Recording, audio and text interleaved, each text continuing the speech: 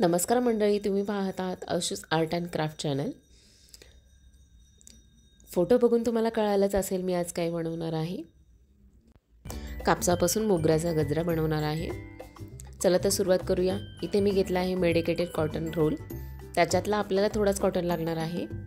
एक शीट मी काढून घेतली आहे, बघू शकता। थोडं थोडं आपण कॉटन घेतला आहे, त्याच्यापासून आपण मोगऱ्याच्या कळ्या तयार करून घेणार आहोत। वाटीत मी इथे दूध घेतलं आहे, बघा अशा फुलवातीच्या आकाराच्या आपण मोगऱ्याच्या कळ्या तयार करून घेतल्या आहेत कापसाच्या। हे बघा आता आपल्या कळ्या तयार झालेल्या आहेत, बघा किती सुंदर दिसत आहे। खूप सारा मी तयार करून घेतला आहे। आता मी इथे 1 चमचा तांदळाचं पीठ घेऊन त्याच्यामध्ये 1 कप पाणी टाकून मस्तपैकी त्याची पेस्ट तयार करून घेतली आहे। आता ह्या कळ्या आपण त्या पेजीमध्ये बुडवून कोट करून घ्यायचा आहे। जेव्हा राईसची कोटिंग त्याच्यावर होईल तर त्या कळ्यांचा आकार जसा आहे तसा तो टिकून राहील वाळल्यानंतर सुद्धा। तो कापूस चेपला जाणार नाही आणि गजराही असा चेपला जाणार नाही।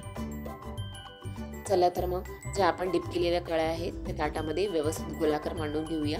हे ताट आपण उन्हामध्ये अर्धा तास तरी सुकून घ्यायचे आहेत। कळ्या अर्धा तासाच्या आत सुकून जातील। बघा आता कळ्या मी सुकून घेतला आहे आणि कळ्यांचा आकारही तसाच आहे। राईस फ्लॉवरच्या ऐवजी तुम्ही कॉर्नफ्लॉवर आणि मैद्याचं पीठही वापरू शकता। गव्हाचं पीठ वापरू नका मैत्रिणींनो। गव्हाचं पीठ वापरल्यामुळे त्या कळ्यांचा जो पांढरटपणा आहे तो पूर्णपणे निघून चॉकलेटी कलरच्या कळ्या होतील। म्हणून शक्यतो राईस फ्लॉवर, कॉर्नफ्लॉवर किंवा मैद्याचं पीठ वापरू शकता। कळ्या आपल्या रेडी झाल्या आहेत। आता आपण पुढची प्रोसेस करूया। इथे मी घेतला आहे फूड कलर, ग्रीन कलर। कळ्यांच्या देठांसाठी आपण हा कलर वापरणार आहोत। अशा प्रकारे खालच्या देठांना कळ्यांच्या कलर करून घ्या। बघा इथे व्यवस्थित मी सगळ्या देठांना कलर करून घेतला आहे हाताने। बघू शकता कळ्या कशा दिसतात ते। चला तर आता गजरा ओवायला सुरुवात करूया। मी 4 पदरी इथे दोरा घेतला आहे।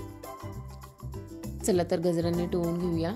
कळ्या ह्या एकावर एक न ओवता चारही बाजूने व्यवस्थित असा अरेंज करून घ्यायच्या आहेत। बघू शकता व्यवस्थित असा गजरा अरेंज करून घ्यायचा आहे।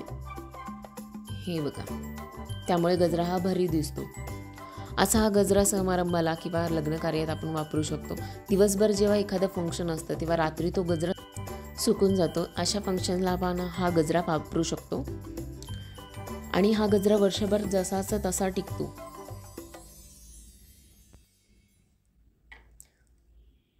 हा गजरा तसा बजेट फ्रेंडली आहे, तुम्ही घरी ट्राय करू शकता। फक्त कापसाचा इथे वापर केला आहे मी पूर्णपणे।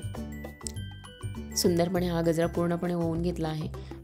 मध्ये मध्ये व्यवस्थित अरेंज करत चला कळ्या। बघू शकता लास्टच्या कळीला मी इथे गाठ मारून घेत आहे व्यवस्थित आणि तुम्ही बघू शकता इतका मोठा गजरा तयार झाला आहे। आणि हा गजरा खूप बजेट फ्रेंडली आहे।